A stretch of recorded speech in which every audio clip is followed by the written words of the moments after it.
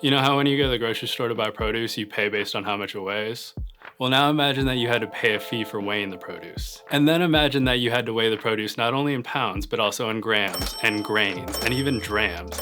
And you had to pay a fee for each of those measurements as well. That's pretty much the situation facing TV ad buyers and sellers. TV networks, advertisers, and their agencies already pay to have viewership measured, but now they're looking at a future where they're probably going to have to pay even more to support multiple measurements.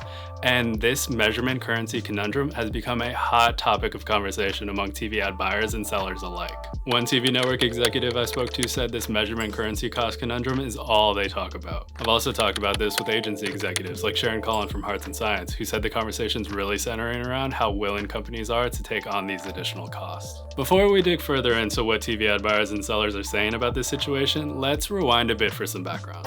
For decades, advertisers and TV networks have relied on a single company, Nielsen, to measure how many people watched a given show and saw the ads that aired during it. And however many people Nielsen said saw an ad was used as the basis for determining how much money the advertiser should pay for that ad. It was the currency. But then about a year ago, it turned out that Nielsen's count had been incorrect during the pandemic. And the TV ad industry was like, "Whoa, I can't believe that measurements based on a panel of 40,000 households could be so incorrect.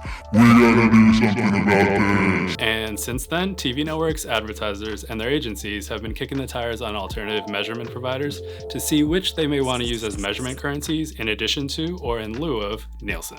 But all these currencies come with costs, and those costs add up to one big question hanging over the TV ad industry that a second TV network executive I spoke to summed up by saying, who's paying for all this? And that's the thing about TV ad measurement. It's not free, like weighing a bunch of bananas at the supermarket. Nielsen made $2.5 billion last year from its measurement business, and it makes that money by charging media companies like TV networks as well as advertisers for providing its measurements. Let's be clear, this is capitalism we're talking about, so Nielsen should be charging for the measurements it provides. And Nielsen's fees have become so ingrained in the economics of TV advertising that they're basically like a sales tax. What that means though is that adding other measurement providers, iSpot, VideoAmp, ComScore, Samba, the list goes on, translates into levying additional taxes, and those taxes can add up. Some TV network owners are already paying hundreds of millions of dollars each year for Nielsen's measurements, and they don't know how they'll stomach doubling or tripling those payments and undercutting their profits. And it's not only TV networks that have to pay. Ad buyers have to pay for their measurements as well, and they are not wild about those bills going up,